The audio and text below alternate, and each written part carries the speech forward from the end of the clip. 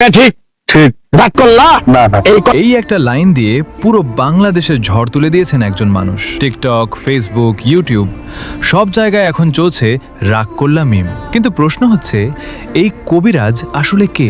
তার জীবনে আসল নাম ইমান আলী, গাজীপুরের কালিয়াকৈর উপজেলার মৌচাক এলাকার বাসিন্দা। তিনি আসলে কোনো কবিরাজ নন, তিনি একজন অভিনেতা ও কন্টেন্ট ক্রিয়েটর। প্রায় 15 থেকে 20 বছর ধরে নাটক, সামাজিক সচেতনতামূলক ভিডিও এবং কমেডিতে অভিনয় করে আসছেন। সেই ভাইরাল ভিডিওটাও ছিল পুরোপুরি অভিনয়। তিনি কবিরাজের চরিত্রে অভিনয় করেছিলেন, কিন্তু তার ডেলিভারি এবং এক্সপ্রেশন এতটাই ন্যাচারাল ছিল যে সবাই ভেবেছে তিনি আসল কবিরাজ।